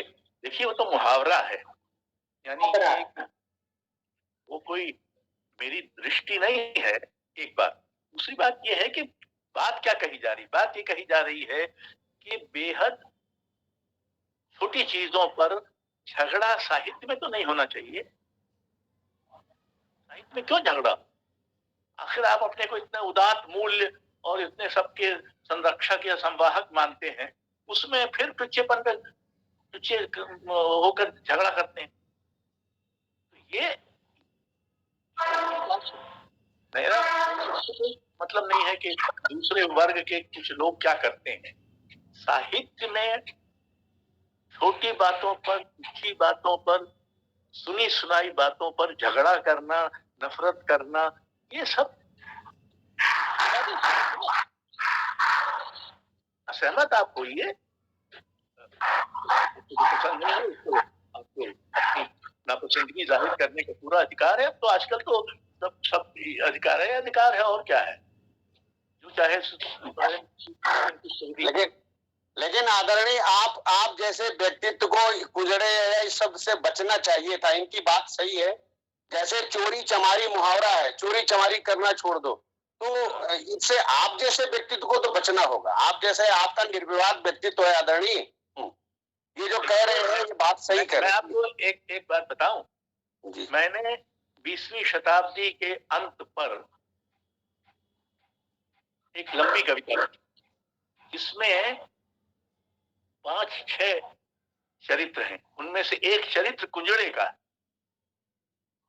मैंने कुंजड़े पर एक कविता लिखी, उसके साथ पढ़ ली। इसलिए ये सही है कि मुझे शायद ऐसा प्रयोग नहीं करना चाहिए था, लेकिन मैंने स्वयं कुंजड़े की जो स्थिति है और उसका जो दुख है उसको जानने की कम से कम अपनी एक कविता में कोशिश की है। किसने की है, कितनों ने की है? नहीं, आपने की है, ये स्वागत योग्य है, लेकिन वहाँ संदर्भ दूसरा है आदरणीय और यहाँ संदर्भ दूसरा है। तो बहुत बहुत आभार आपका। हाँ शर्मा जी, आप प्रोग्राम को हाईजैक मत कीजिए, कृपया बात करने दीजिए। बच्चे बहुत सब पूछना सर आप सवाल करें। अरे हाईजैक तो आप किए हुए हैं बंधुआ, हाईजैक तो आप किए हुए, मुझे बोलने की कोई शौक नहीं है। दिनेश आप सर मत बोलिए, आप कार्यक्रम से बाहर जाइए, ये विश्वविद्यालय का मंच है, आप मत बोलिए। अरे विश्वविद्यालय आपके बाप का नहीं है, भारत सरकार का है, तभी से बात करो। अरमान जी इनको थोड़ा वो कीजिए, साइलेंट कीजिए। हाँ हेलो। हाँ हेलो सर, चरण पूछिए। हाँ हेलो सर, चरण स्पर्श। सर मेरा प्रश्न है कि मुक्तिबोध जी की किस कविता संग्रह का नाम आप चांद का मुंह टेढ़ा नाम से प्रकाशित करवाए थे, एक बार पुनः बता देते। उनके पहले कविता संग्रह का नाम होना था, उनके द्वारा हस्ताक्षरित अनुबंध के अनुसार सहर्ष स्वीकारा है। सहर्ष स्वीकारा है जो उनकी एक 4 सप्तक में संकलित प्रेम कविता का एक हिस्सा है। जो कुछ भी है सहर्ष स्वीकारा है, जो कुछ मेरा है वो तुम्हें प्यारा है। तो बहरहाल सहर्ष स्वीकारा होना था, सहर्ष स्वीकारा है ये का नाम था। इसको बदलकर हम लोगों ने बाद में चांद का मुंह टेढ़ा किया। जी कोटि कोटि नमन सर।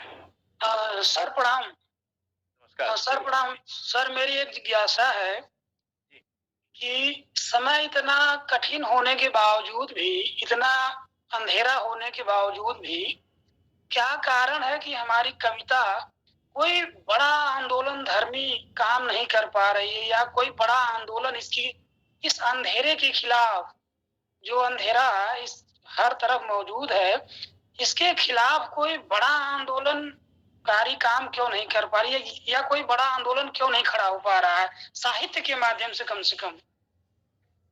देखिए, साहित्य में आंदोलन का समय बहुत काफी पहले बीत गया। कौन सा आंदोलन आपको याद आता है? बल्कि जब नर्मदा बचाओ आंदोलन चल रहा था, जो कि हिंदी अंचल का एक बहुत बड़ा आंदोलन था, उसमें लेखकों की शिरकत बहुत कम थी। यद्यपि वो आंदोलन तो नर्मदा बचाओ का था, लेकिन उसमें लेखकों की शिरकत बहुत कम। आज ही मैंने कभी कभार में इस वर्ष को प्रतिरोध वर्ष मनाने की अपील की। कई लेखकों को पत्र लिख रहे हैं कि कम से कम अगले 3-4-5 महीने में तो 100 शहरों कस्बों में लेखक, कलाकार और विद्वान, अकादमिक इत्यादि मिलकर प्रतिरोध दिवस मनाएं। देखिए, साहित्य के आंदोलन, साहित्य स्वयं आंदोलन करे कि न करे, ये अलग प्रश्न है। हमारा आंदोलन करने का मतलब, स्वतंत्रता संग्राम का जो आंदोलन था उसमें किस तरह की शिरकत थी। बाद में आप चाहे तो कहें कि प्रगतिवाद ने एक आंदोलन किया, हो चुका। अब आंदोलन का समय उतना नहीं रहा। मेरा ख्याल है कि ज्यादा गहरे और ज्यादा दीर्घकालीन प्रतिरोध का समय, क्योंकि जो जहर घुल रहा है वो इतनी आसानी से दूर नहीं हो जाएगा, उसमें बरसों लगेंगे। शिक्षा व्यवस्था को जिस तरह से भ्रष्ट किया जा रहा है, और इसके परिणाम तो आगे जाके पता चलेगा। हमको और आपको तो नहीं लगेंगे ये, और आपके बच्चों का क्या हाल होगा, वो किस इतिहास को समझ पाएंगे, क्या उनको हो क्या। यानी जो समय इसमें गांधी को खुलकर हरामी कहा जाता है, ये समय है। जी आप कह सकते हैं कि ये उसकी असहमति का इजहार है। तो असहमति की भी मर्यादा होगी कहीं ना कहीं। धन्यवाद सर। मेरा एक सवाल है।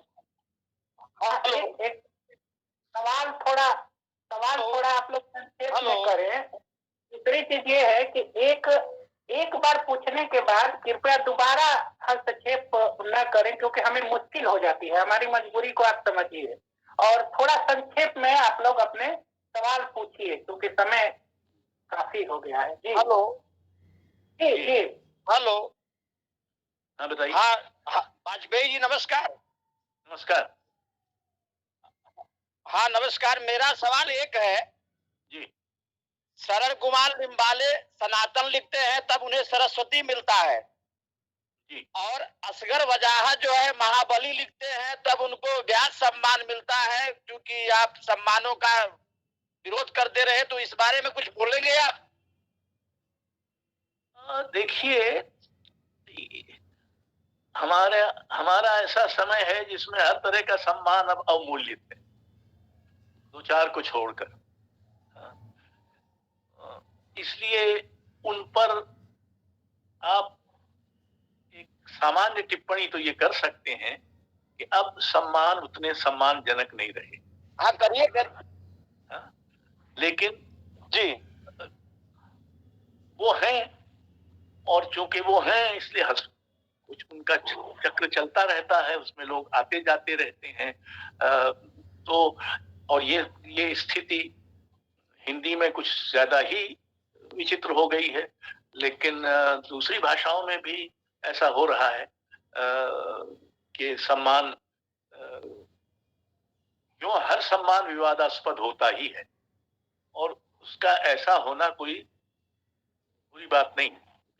ठीक है, कुछ लोगों ने तय किया कि इनको ज्ञानपीठ पुरस्कार मिलना चाहिए, बहुत सारे लोग हैं जो समझते हैं कि नहीं, इनको नहीं मिलना चाहिए, किसी और को मिलना चाहिए वगैरह, वो तो सब ठीक है। लेकिन कुल मिलाकर जो सम्मानों की एक प्रतिष्ठा थी, वो प्रतिष्ठा अब लगभग समाप्त है।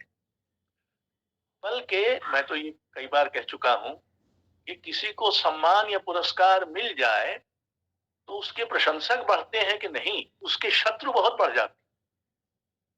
तो उन सबको लगता है कि इसने किसी तरह से विक्रम करके ले लिया। अब ये माना ही नहीं जाता कि कोई सम्मान जो है वो सहज भाव से मिला होगा। और युवाओं में कुछ सम्मान और पुरस्कार पाने की होड़ कुछ जरूरत से ज्यादा बढ़ गई। हम लोगों के जमाने में तो कुछ था ही नहीं इस तरह का। मुझे तो अपना पहला पुरस्कार वो भी 1994 में मिला, जब मेरी आयु 53 वर्ष की हो चुकी। बोध का पहला कविता संग्रह 47 वर्ष की आयु के पूरी होने के पहले उनका देहावसान हो गया। अपने जीवन काल में अपना पहला कविता संग्रह प्रकाशित नहीं देख पाए। शमशेर जी का पहला कविता संग्रह जब वो 49 वर्ष के थे तब प्रकाशित। तो एक इस तरह की भी आज लोगों की किताबें जल्दी छप जाती हैं, बहुत अच्छा है। युवाओं की सारी पुस्तकें छप जाती हैं, युवा कविता के बहुत सारे संग्रह आते हैं, नए नए कहानीकारों के, उपन्यासकारों के, बहुत अच्छी बात है। लेकिन इसके साथ ही ये कोशिश कि इसकी कुछ ना कुछ इसको पुरस्कार मिल जाए, कुछ ना कुछ उसका वो हो जाए, महिमा मंडन हो जाए, इस तरह के प्रयत्न थोड़े अवांछनीय है, इनसे बचना चाहिए। एक तरह का तुरंतापन पैदा हो गया है ना, अभी नहीं मिला पुरस्कार तो पता, क्योंकि लेखक ही आप शायद टी.एस. इलियट ने कहा था कि वही कवि विचारणीय है जो 25 वर्ष की आयु के बाद भी कविता लिखता, वरना 25 वर्ष की आयु के पहले तो हर एक व्यक्ति कविता लिखता है। तो एक बनना चाहिए ऐसा माहौल जिसमें खामोखा की स्पर्धा और होड़ न मचे। जी हेलो, प्रणाम सर। हाँ प्रणाम। मेरा एक सवाल है सर कि ये जो जैसे कि कई रूपों में, साहित्यिक रूपों में आपकी पहचान है, जैसे कवि के रूप में, आलोचक, संपादन, संस्था निर्माता, अनुवादक के रूप में, तो कभी कभी ऐसा भी होता है सर इन पहचानों में टकराहट भी होती है? यदि हाँ तो उसको मैनेज कैसे करते हैं? या आप खुद को जब पाते हैं तो इन सबों में किस रूप से ज्यादा सुकून मिलता है आपको, आलोचना, संपादन या संस्था के अंतर्गत कुछ करने पे, ये बताइए। ये कहना किसी भी व्यक्ति के लिए बहुत कठिन होगा, क्योंकि सारे रूप तो मेरे ही हैं। मैंने ही चुने हैं और मेरा ही अर्जन है, तो इसलिए इसका दोष या इसका श्रेय मैं किसी और को तो दे नहीं सकता, एक बात। लेकिन ये सबसे ज्यादा सुकून तो कवि होने में ही लगता है। और मैं ये मानता रहा हूं कि बाकी सारा काम भी जो है मेरे असल में कविता का ही विस्तार है। मेरी आलोचना भी कविता का विस्तार है, मेरा संस्था निर्माण भी कविता का विस्तार है, मेरा संपादन भी कविता का विस्तार है, इत्यादि इत्यादि। तो ये इनके बीच टकराहट तो क्या, लेकिन कभी कभार टकराहट न कह के असमंजस होता है, वो परिस्थितिवश होता है कोई ऐसा। मसलन अगर आप ललित कला के क्षेत्र में कलाकारों से मिलेंगे तो उनमें मेरी छवि एक कलाविद की है, जिनको विशेषकर हिंदी कविता की कोई समझ या पहचान नहीं है। शास्त्रीय संगीतकारों से मिलेंगे तो वहां मेरी छवि एक बड़े उदग्र रसिक की है, वहां भी उनको कुछ कविता विता का कुछ ना वो नहीं मिलेगा। अगर किसी संस्था निर्माता या संस्था के व्यक्ति से मिलेंगे तो उसको शायद मेरा संस्था निर्माता होना पसंद या नापसंद जो भी उसकी दृष्टि हो उसके हिसाब से लगेगा, लेकिन बाकी की उसको कोई चिंता नहीं होगी। तो ये होता रहता है। सादर प्रणाम सर जी। प्रगतिशील साहित्य के खंडहरों का जीर्णोद्धार कैसे हो सकता है? सबसे पहले तो खंडहर पहचाने कि ये खंडहर है ना। अभी खंडहर जो हो चुके हैं उनको कहाँ पता है कि वो खंडहर, जैसे शायद मैं ही खंडहर हो चुका हूं तो मुझे ही कहाँ पता है कि मैं खंडहर। मैं तो ऐसे व्यवहार कर रहा हूं जैसे कि बहुत ही सुनिर्मित एक भवन हो। एक बात। दूसरी बात यह है कि गांधी जी ने एक बड़ी दिलचस्प बात कही, जो परिवर्तन आप लाना चाहते हैं वो परिवर्तन स्वयं बनो। हम ये दूसरों पर क्यों किसका इंतजार है? आपके बगल में जो खंडहर है उसका जीर्णोद्धार करने का काम कल से शुरू कर दी। वो जीर्णोद्धार जाहिर है कि कोई फावड़ा गेती लेके थोड़ी होगा, वो जीर्णोद्धार होगा कि उस खंडहर में जो था, जो उसकी जो दीप्ति थी, उसकी जो सुषमा थी, उसकी जो गरिमा थी, उसको कैसे वापस लाया जाए। हिंदी जगत में हिंदी सेवी संस्थाओं ने जो दुर्गति पाई है, आप नाम ले लीजिए इधर से उधर तक, इनमें से अनेक संस्थाएं निजी पहल पर शुरू हुई। वो सरकारी संस्थान नहीं थे, बाद में भले सरकार ने उनको मदद दी। उनकी क्या हालत है, और उनको लेकर लेखक समाज में या कि विद्वत समाज में या कि रसिक समाज में कौन सा उद्वेलन है, कौन सी उत्तेजना है कि इसमें कुछ करना चाहिए? कुछ नहीं। काशी नागरी प्रचारणी सभा, हिंदी साहित्य सम्मेलन, उत्तर प्रदेश हिंदी संस्थान, बिहार राष्ट्र भाषा परिषद और स्वयं मेरा बनाया हुआ भारत भवन, सबकी क्या हाल है? और इस पर कोई हम बहुत उद्वेलित हों। और हमारे शिक्षा विभाग में क्या हालत है शिक्षा व्यवस्था की? आज तो हालत ये हो गई है कि शिक्षकों से उनके अपने पाठ्यक्रम निर्धारित करने के अधिकार को भी छीना जा रहा है। अब वो चुप है। अध्यापक हैं जो अपनी शिक्षा को बहुत लाचारी से हारने दे रहे, क्यों? वो प्रतिरोध क्यों नहीं करते? मतलब आप लेखकों को चाहते हैं कि हम कर रहे हैं, चलिए जितने लोग कर सकते हैं जरूर करें, लेकिन अध्यापक बुद्धिजीवी ये कहाँ गए? और इनकी संख्या तो लाखों में है, लेखकों के मुकाबले कई गुना है।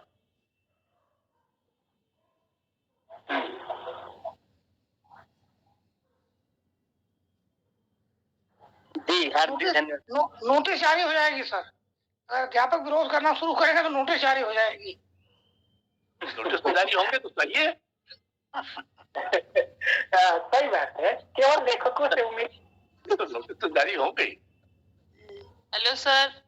सर जो कुजड़ों पे कविता संग्रह है सर, आपका उसका नाम बता दीजिए एक बार सर।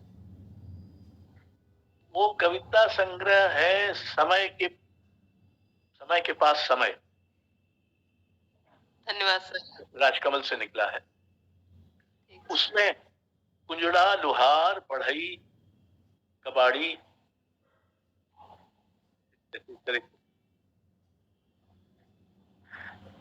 धन्यवाद सर। मुझे लगता है कि सर इसको अब यहाँ रोकना चाहिए। हाँ जरूर, चलो। क्योंकि आप भी, मुझे लगता है कि आप नहीं, मैं तो तय करूंगा कि आप भी शायद थक गए होंगे। थकता तो मैं नहीं हूँ, गपशप लगाने में क्या।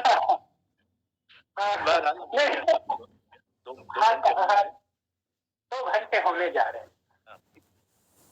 तो और अगर कोई प्रश्न हो तो ये भेज दें तो मैं हाँ,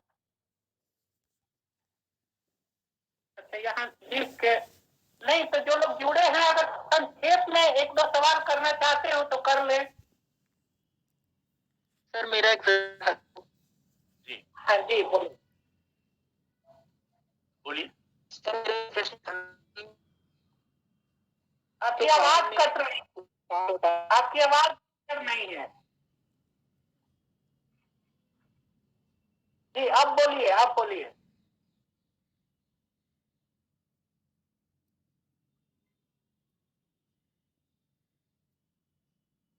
सर मेरा एक प्रश्न था। जी। सर जैसे कि हिंदी साहित्य में इसके पर्याप्त उदाहरण है कि जो अच्छा कवि होता है वो आलोचक उस तरह से नहीं होता, या फिर अगर वो आलोचना क्रम में आ जाता है तो उसका जो कविपन है वो पीछे छूट जाता है। और आप आलोचक और कवि, यहाँ तक कि आपकी आलोचना ही ज्यादा है, फिर मतलब कविता और आलोचना दोनों में आप लिख रहे हैं, तो ऐसा कैसे? देखिए, ये बिल्कुल ही निरर्थक धारणा है और निराधार भी। आगे बहुत बड़े कवि थे लेकिन बहुत बड़े आलोचक भी थे। व्यक्तिबोध बहुत बड़े कवि हैं, बहुत बड़े आलोचक हैं। उसके पहले जाइए तो जयशंकर प्रसाद बहुत अच्छे चिंतक हैं, बड़े कवि तो हैं। तो ये व्यर्थ का निराधार धारणा है कि अगर आप कवि और आलोचक एक साथ, हमारे यहाँ मलयज अच्छे कवि भी हैं, बहुत अच्छे आलोचक हैं।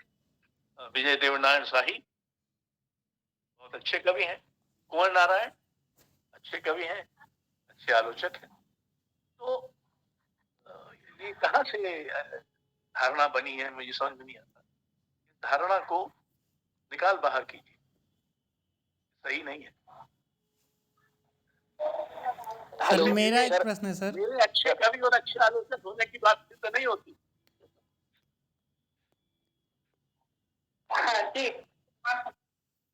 सर आप एक कवि के साथ साथ एक आलोचक हैं सर, बहुत अच्छे आलोचक हैं सर।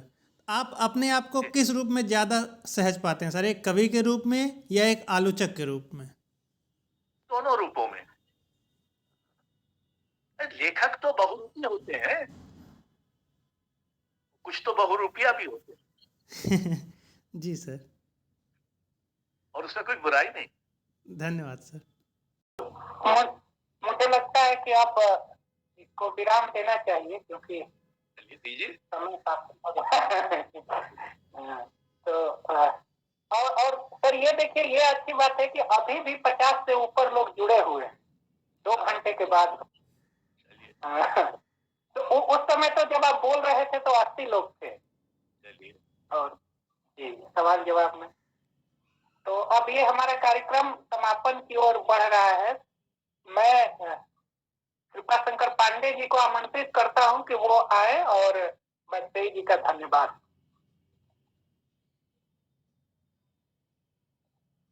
पांडे सर कहाँ है?